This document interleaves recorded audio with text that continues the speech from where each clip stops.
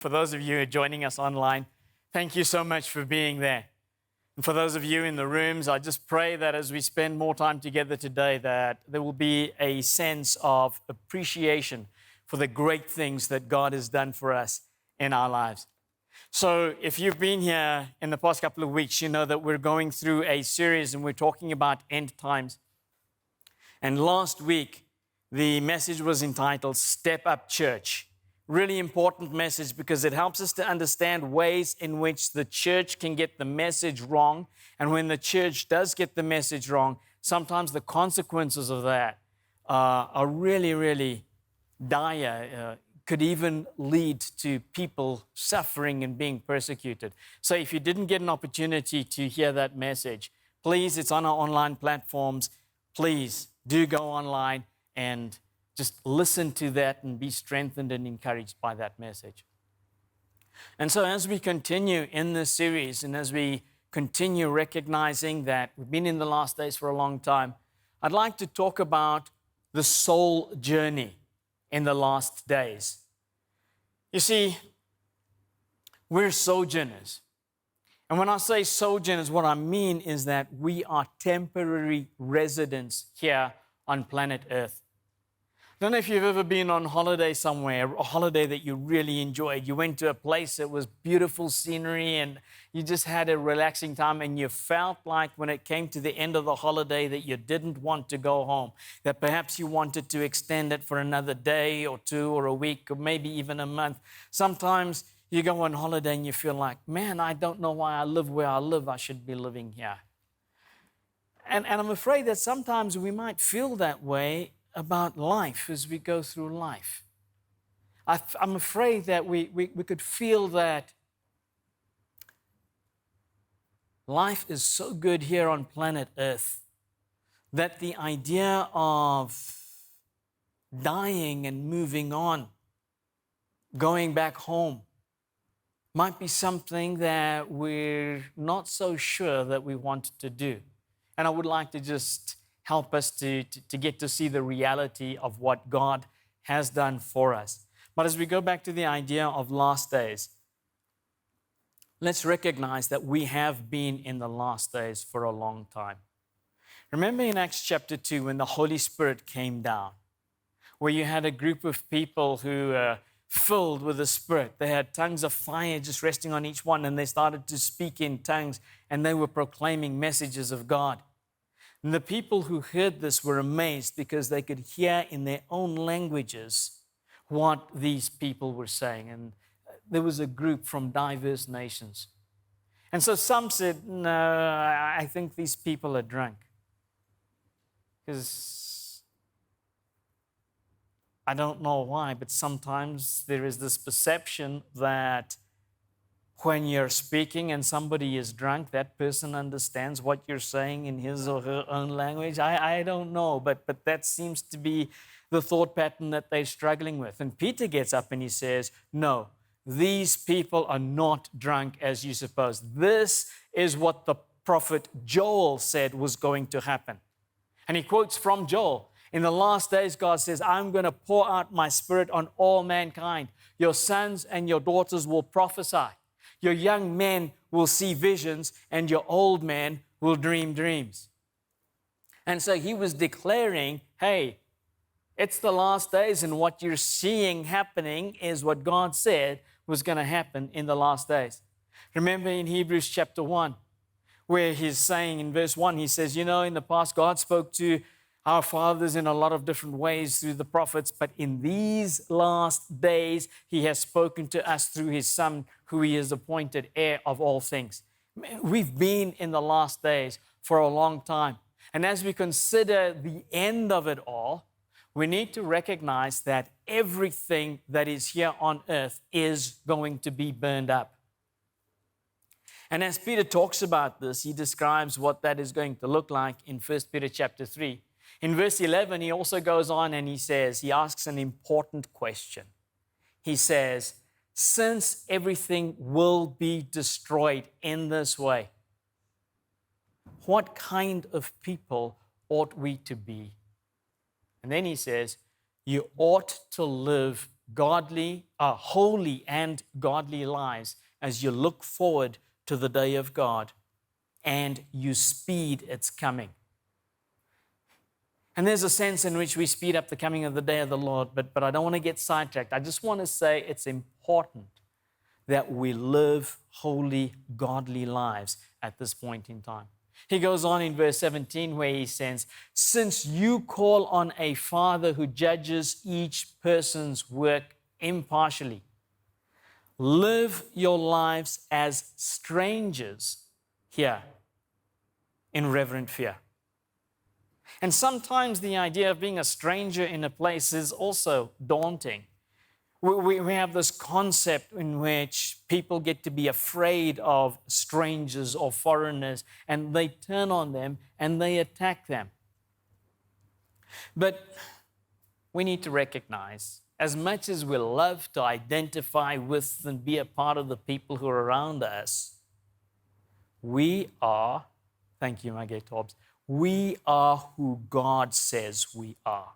And God says that we are not of this world, that we are His children, that He has a home for us, and He is waiting for us to come back home. He's putting all the preparation in place. It is going to be an incredible reunion, but God wants us to come back home.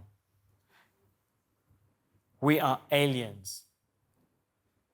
1 Peter chapter 2, verse 11. He says, dear friends, I urge you as aliens and strangers in the world to abstain from the sinful desires that wage war against your souls. So as we go through life, we need to recognize this actually is a dangerous place. We need to have the desire to go back to safety. But as you go through life, there is going to be a war that is going to be waged against your soul. And the sad thing is that that war is going to come from the desires that we have inside of us. And it's hard to stave off war when deep inside you're actually looking for something that the war can do for you. Or are you looking for a way to bring this trouble on yourself because you see something nice that you feel you want to be a part of your life as you go through life? But He's saying, oh, I urge you, abstain from the sinful desires that you might have inside of you.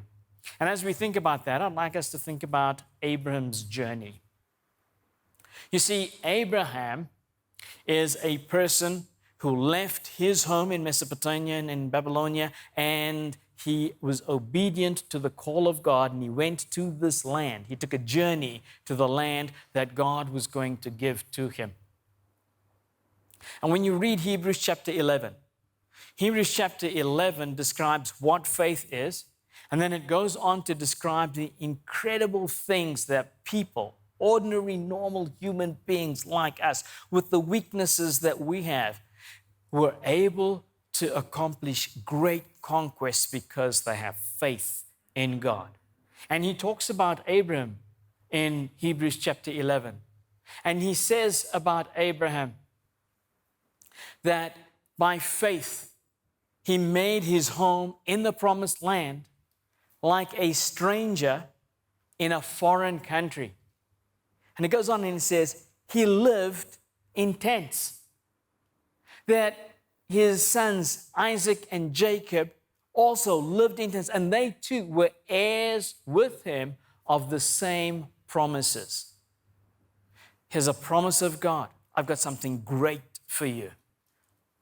Move. Be a tent dweller. Be a sojourner. Go into this temporary place, a wilderness experience. But there is something that God has prepared for those who love Him. He goes on and he says, Abraham was looking forward to a city with foundations. You see, when he was going through the wilderness and each time that he put his tent up, I don't know how many of you have been camping, but you don't dig a trench and then pour concrete into that and create a foundation so that your tent is going to be solid, because you know that your tent isn't going to be there for a long time. It's a temporary structure. You put it down, it's not long before that, and you take it and you move on.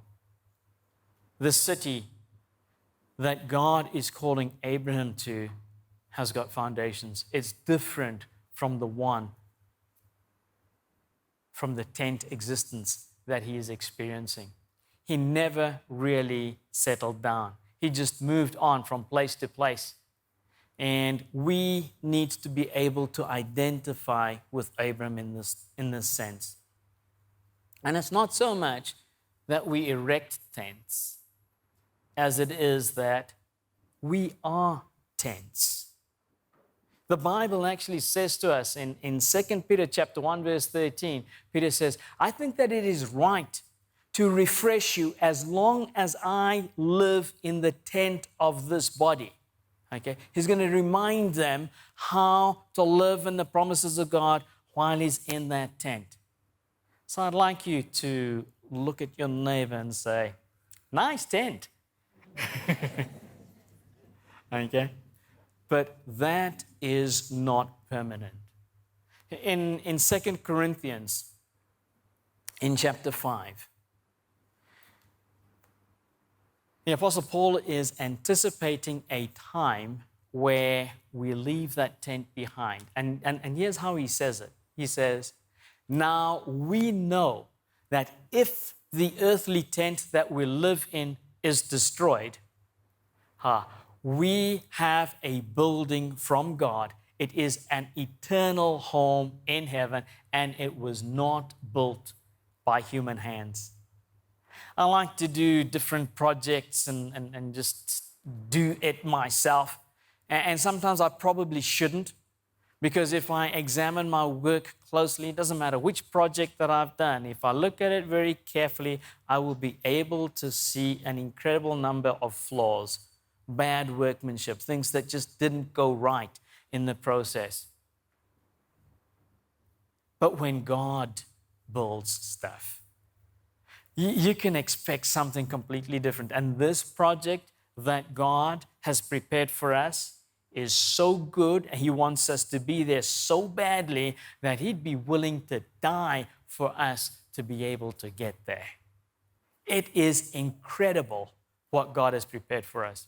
And if we go on in 2 Corinthians, in chapter 5, in verse 4, he says, while we are in this tent, we groan and we burdened, because we do not wish to be unclothed, but to be clothed with our heavenly dwelling, so that what is mortal may be swallowed up by life.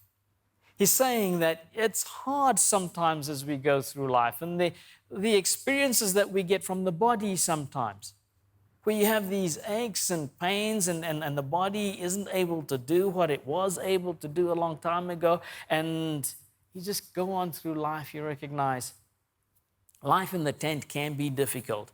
And he says, it's temporary. Don't let it get you down, and don't settle for it. Don't settle for just what's in this life alone. The heavenly home is God's reward. And when we look back to Abraham, it says he was looking for a city whose foundation, the architect and the builder, is God.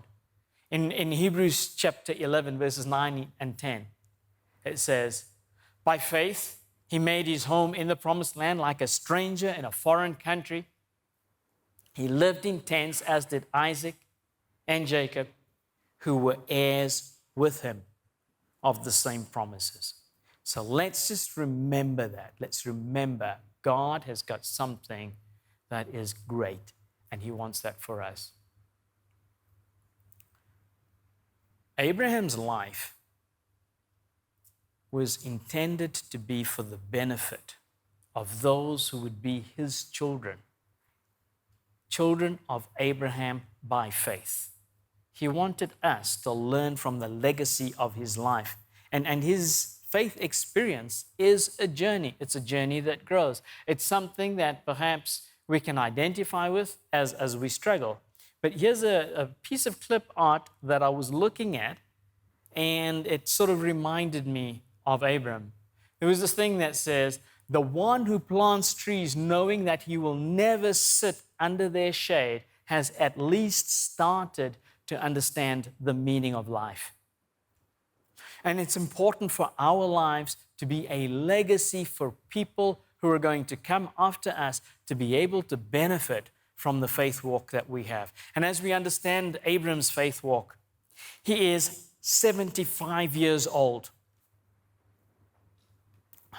I'm trying to see if I recognize some people who might closely be able to identify with that. And there are very few in here who could say, yes, I've reached the 75-year-old mark.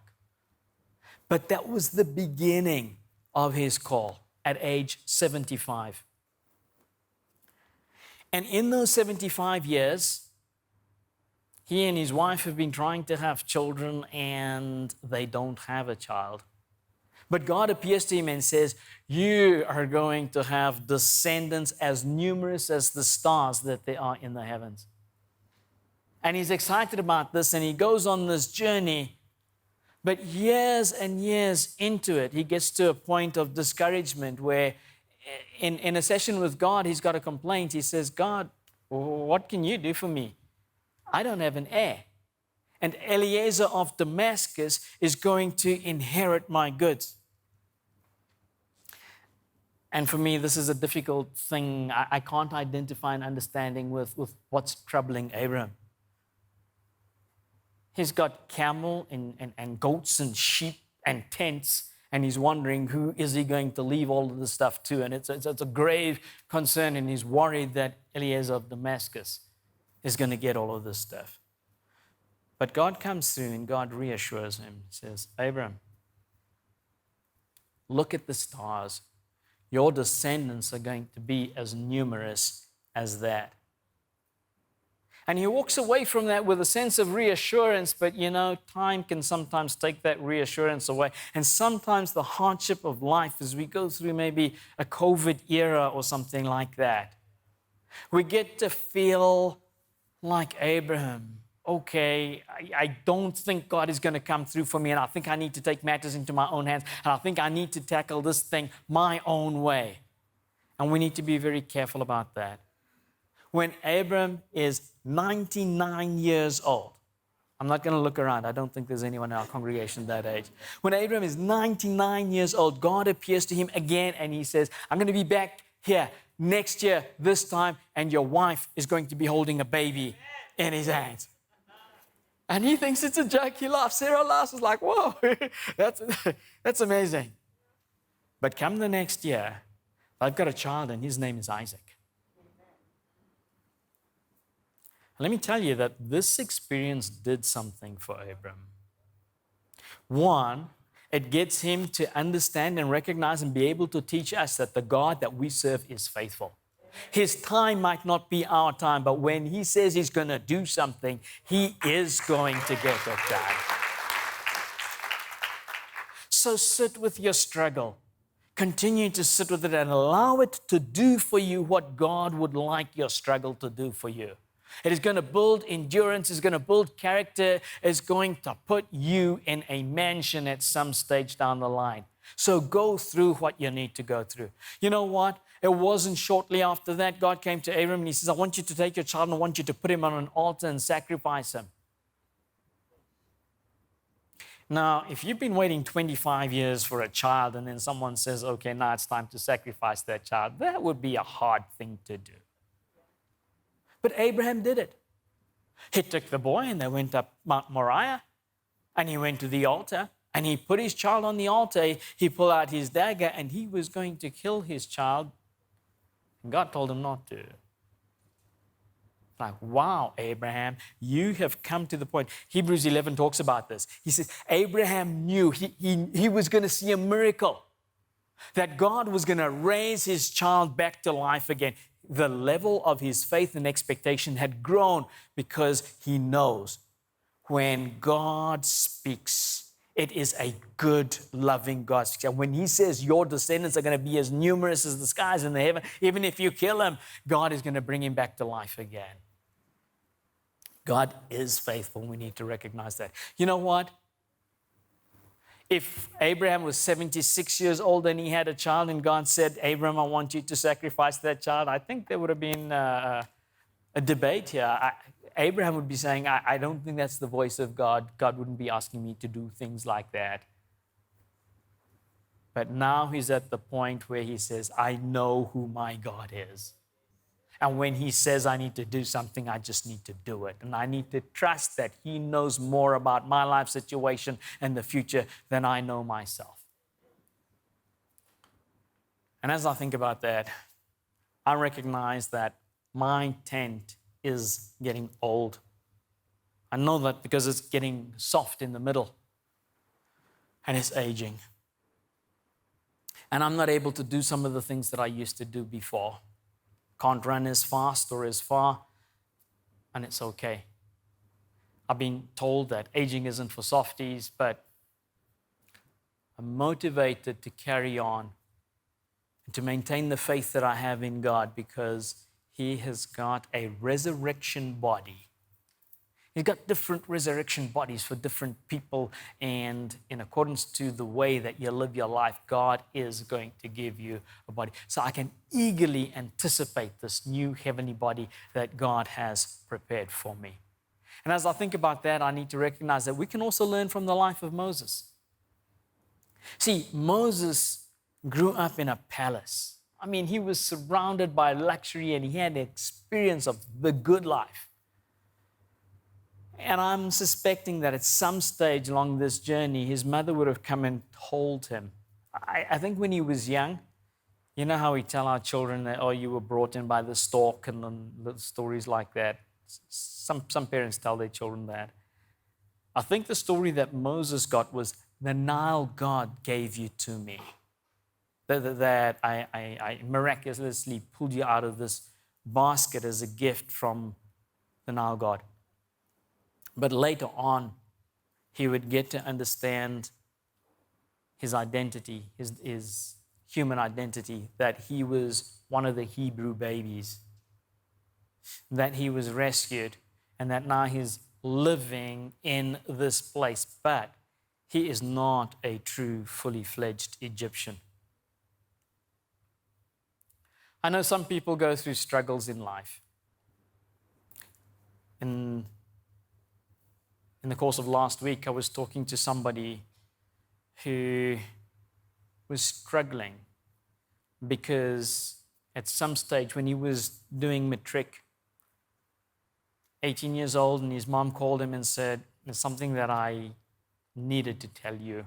I've been waiting till you're 18 to reveal to you that the person that you think is your father is not really your father. And it devastated him.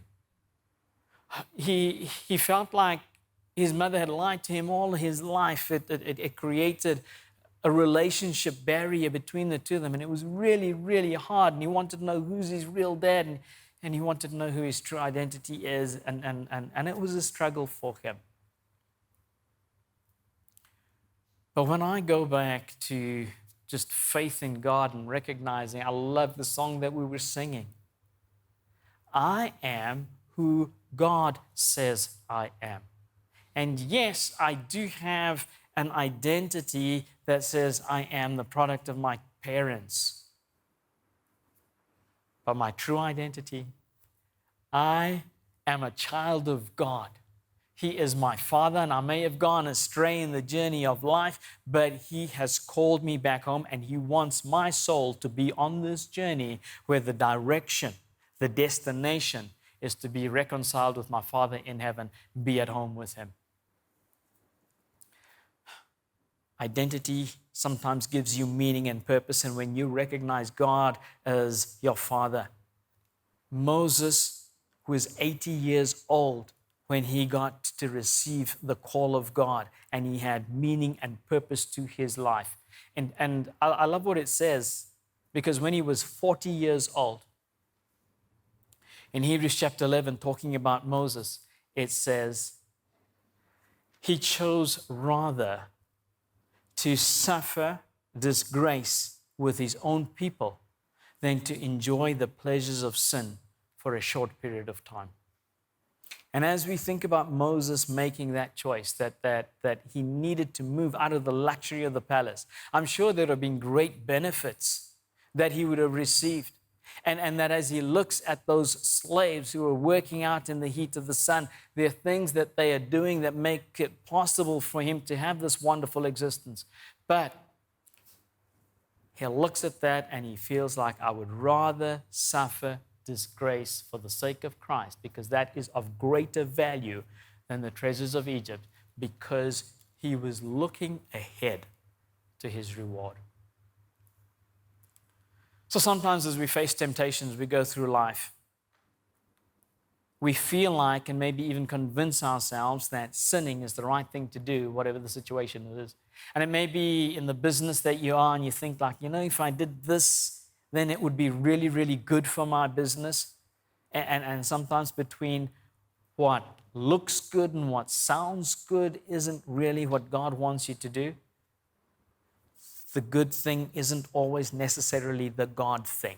Say to your neighbor, the good thing isn't always the God thing. And so do be careful about the situations that you get into, because as you go through life and as life wages war against your soul, you're going to come across temptations. And those temptations are often going to distract you. They're going to deceive you.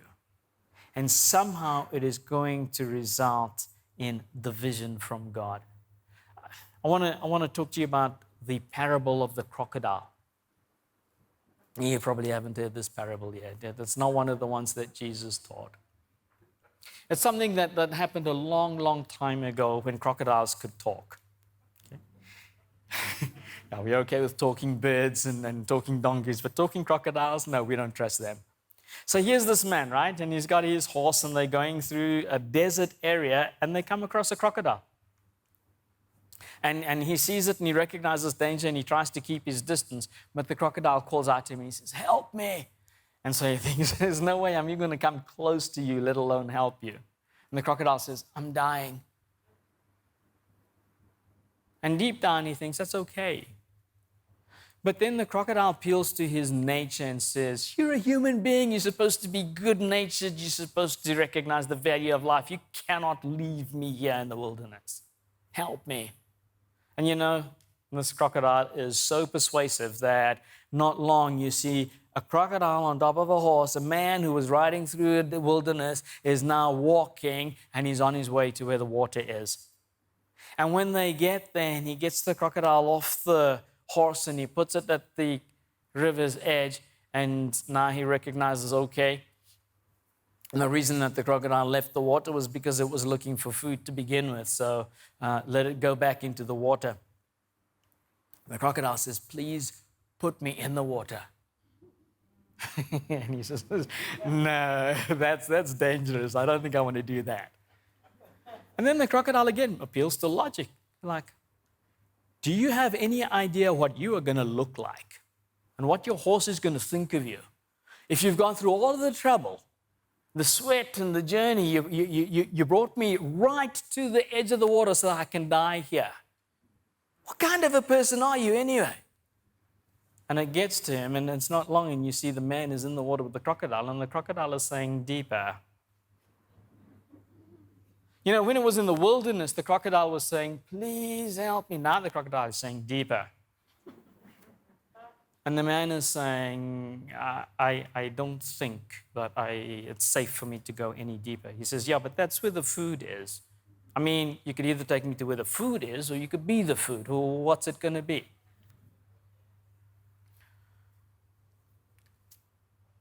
When you think about the story, you're probably wondering how it's going to end. And I'd like your life to be the story. I don't know what sin you're trying to help along or what's going on. But the way that it ends is entirely up to you. You see, when you're in the water with a crocodile and you recognize this is a really, really dangerous situation, help is available, and all it takes is for you to call out. But if you choose not to call and you choose to listen to what the crocodile is telling you what to do, it's going to end badly. So allow that to be part of your thought process as you look into your life and you make a decision. Sin is going to bring deception into your life. It is going to bring doubt into your life. You're going to doubt the Word of God. You're going to doubt the existence of God. You're going to doubt that God is actually going to pull you out of what seems to be an impossible situation. And ultimately, it's going to result in division between you and your God. Sin is always going to take you further than what you want to go. It's going to keep you there for longer than you want to be, and it is always going to cost more than what you're willing to pay. So make up your mind at this point in time that that's not the course of your direction. The man was on a journey, he had a good destination, and now he's sitting in the water with a crocodile. Don't be distracted. Soul journey, destination heaven. Let's keep focused and let's get there.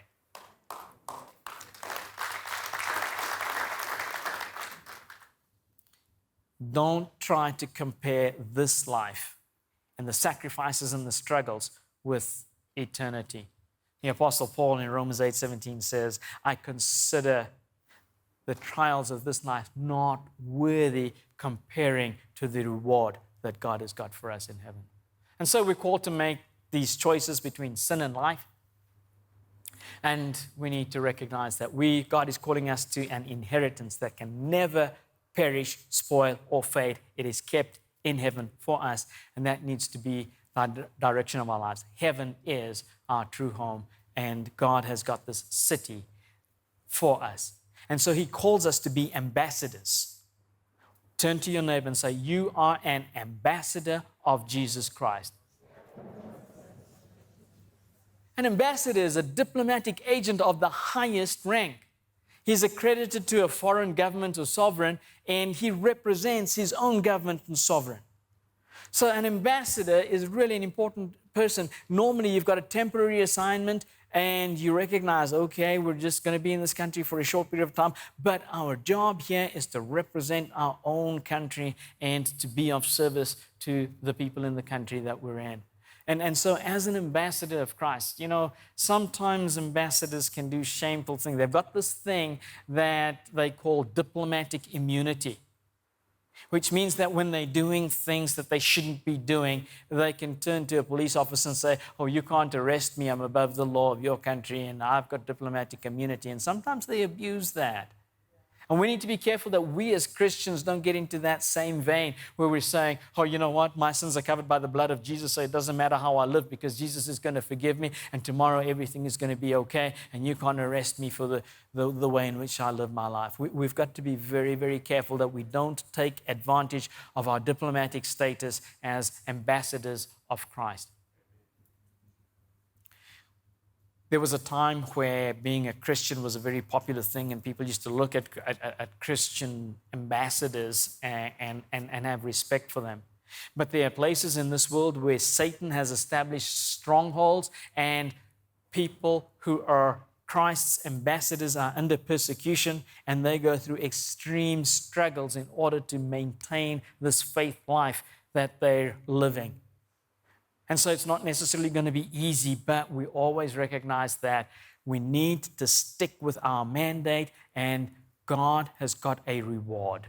Let's think about heaven. Let's think about the reward that God for us. In 2 Corinthians chapter 5, verse 20, the Apostle Paul says, we therefore, Christ's ambassadors, as though God was making his appeal through us. He says, we implore you on Christ's behalf to be reconciled to God. That's what we're doing. That's our mission and purpose as ambassadors. We are looking at people who were once together with God. They were children of God. They become estranged. They've walked out. They've left home, and they're living as street children somewhere. And God is waiting for these children to come back home. And we need to be going out there to the street children and saying, come back to your mom and dad. Be reconciled to God. He's got a place for you. You're sleeping on a floor in somebody's shop building. God has got a mansion for you. I love the word that we received. With Jesus on the night that he's betrayed, he says, in my Father's house, There are many rooms, and I'm going to go and prepare one for you so that where I am, you can be also. And if I go to prepare a place for you, I'm going to come back to you so that I can take you to be where I am. That's the heart of God.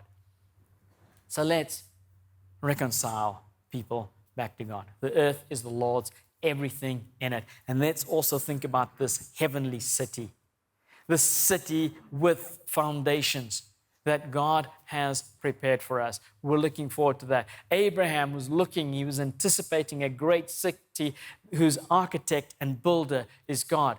Moses was looking forward, he would reject the pleasures of sin for a short period of time so that he can get to the city that God has prepared for him.